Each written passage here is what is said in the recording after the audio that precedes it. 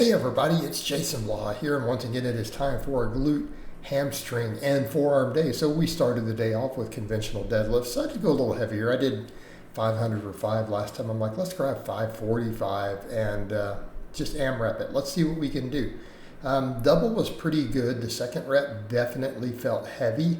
It didn't feel like a 2 rep max though. So I mean, I set it down and I'm like, okay, breather for a second, let's go for a third rep. I think resetting like that probably cost me the rep. I got loose. Had I just dug in and grabbed it, I would have got it, because I went to pull it here and notice I got it just above the knee, couldn't lock it.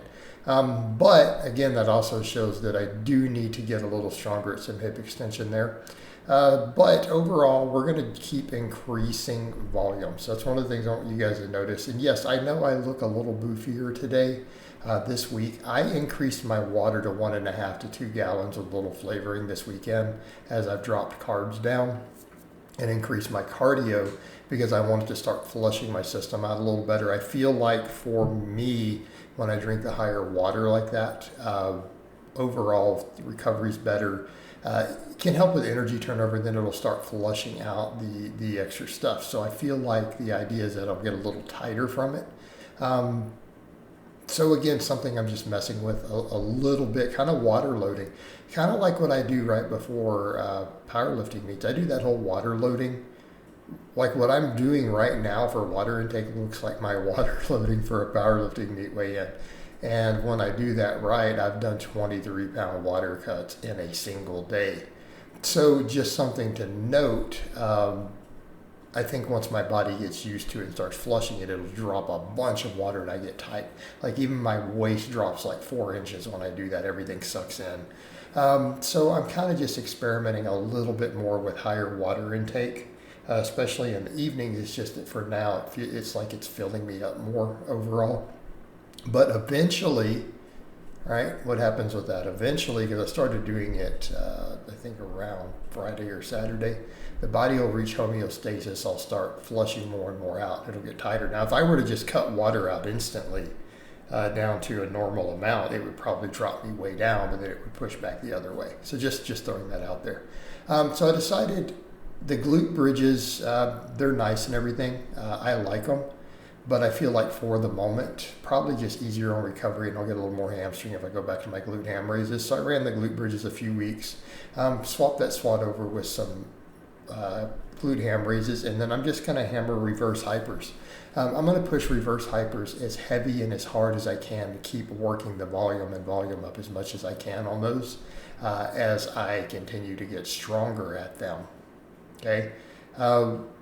Now, that being said, I don't know that I need to increase weight on it. I'm at the capacity of that machine unless I want to put a bunch of my blue plates on.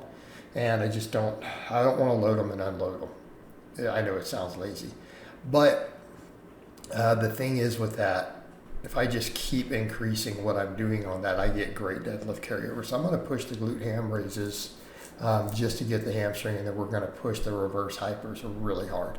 So for hammer curls today, because I've been doing the band work and I've been reevaluating what I'm doing with my tricep stuff. I do like all the band work for arms, but I feel like I only really need it 1 day a week. So I'm like, let's add hammer curls as a forearm exercise on this day, and then I'm going to get obviously biceps more on the back and bicep day. Biceps get prioritized. But I feel like at this point, I don't know that I want to even do triceps twice a week. I feel like I could just knock my tricep volume up more on the chest and tricep day, and I'll be in a good place, right? And then my triceps have 7 days to recover. It's kind of what I had been doing, and I'll discuss that maybe tomorrow. Is adding a second tricep day in, since I'm already overhead pressing on the shoulder day. But I really do think I need to make it a shoulder day. I need to really up my volumes on a lot of these things. I did, a bit of lower volume. I've been increasing it as I go, just like I'm increasing cardio. And I do feel like that's going to help me continue to recomposition further, right? It's going to recomposition further. But the idea, it's not just all pump work, because we are doing heavy work. It is true power building. Right, we're doing heavy squat, bench, and deadlift. And then we come in and just pump everything. But I mean, the volume, it needs to be hard volume, quality volume, and just work it back up over time. And it's kind of the point we make of what I've said with lifting. There is a threshold where we may not be gaining any muscle, or with volumes. I always tell people, look, some of this data shows possibly only a 1% improvement from doubling or tripling your volume. But what about in the case of someone like me, who this really is my profession? Is that 1% worth it? And we come over to all the research we now have more and more on weightlifting, lifting and fat loss. It's just as good as cardio. So if I increase my volumes, increase my cardio, and I keep my diet and lifestyle on point and do recover from it, it's going to help me recomposition further. Okay? So yeah, I mean, at this point in the game, I'm doing a lot of fasted work, and then we knock down the really high protein, ultra high nutrition diet later in the day. So again, the goal is going to be leaner and leaner and leaner, right? And I think, again, because I was looking pretty lean a couple weeks back, but now that I've bumped that water up, increased the cardio also makes me start holding a little water till I get used to it. So again, a little bit of shifts in cortisol and everything, but I feel like it will reach a break point to where it's all going to swoosh back down. We're going to look even leaner, because I'm definitely losing body fat at this point, I think. All right, we're going to look even leaner than I did a couple weeks ago when I was looking at my leanest, right? I was looking at my leanest. So we're going to, again, just balance everything kind of as an ebb and flow. So again, did the hammer curls pretty much to failure there. They were 15 plus reps for everything. I lost count at a certain point. Just using those 33s, keeping it pretty strict. All right, the reverse hypers, I just did them between forearm work. So we did glute ham raises supersetted with the hammer curls. Then I did other forearm work in between all the reverse hypers. This is a lot of reverse hyper volume for me at this point. We're going to take that up. And I feel like if I'm going to really push posterior chain volume, that's the exercise to do it, right? Get one really heavy, good set of deadlifts in, get some good quality work for those hamstrings to hit that other angle, and then we push that hip extension, and we take that exercise that has the best recovery, right? Because we could argue about even active recovery with the traction of that reverse hyper. Hey, we could argue about that a lot. And there we go, forearms are coming along. All right, forearms are coming along, and that's interesting from those angles. Notice that we're starting to get that graininess in the quads. Of course, you guys see when I get the pump and I flex them and do stuff, you see really deep cuts and veins in the quads when I do flex them, which you usually see on leg day and stuff, which I've shown you guys. So that's coming along really well, So just keep getting leaner, get the skin tighter, and I feel like part of it too with the water, that hydration will help tighten the skin up too. So that's another reason I'm bumping the water way up.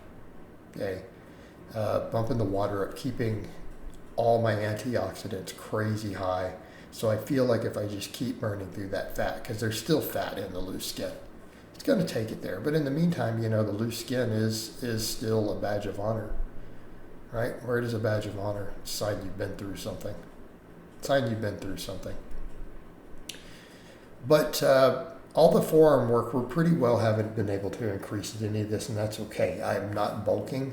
I do pretty strong movements for the forearms. So it's going to be one of those cases where that's just going to be a very long-term hypertrophy, and then I'll get stronger as they get bigger. There's a point where with a lot of that pump work and other stuff like that, you're just not going to be able to increase weight or reps appreciably for long periods of time, and that's okay. But again, getting the forearms growing, improve the grip strength, all of that. My grip is actually holding really good on the deadlifts at the moment. It's holding pretty good, but I'm also using that deadlift bar. So that probably is a factor, definitely a factor. So what we ended up doing here, about 9 total sets for forearms. Now, that might seem like, well, that's lower than some of what you've been doing, all stuff. Same thing here, 9 sets for glutes and hamstrings. These are probably my lowest volume muscles at this point, really, other than maybe lats, right? Because my lats just don't need the work.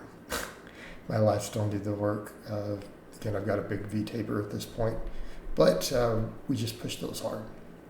So the other thing with the forearms, though, keeping in mind all the pressing and pulling, right? We're going to do chins and rows later. We do all that other pressing.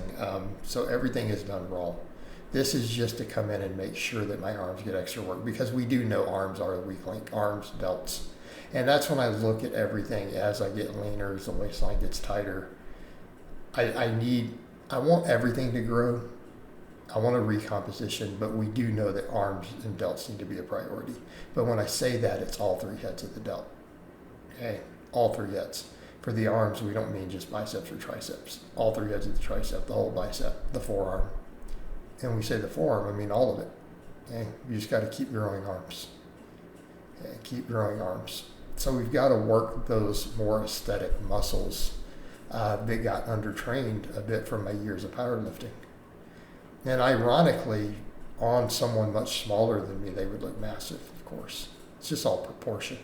It's just about proportions at this point.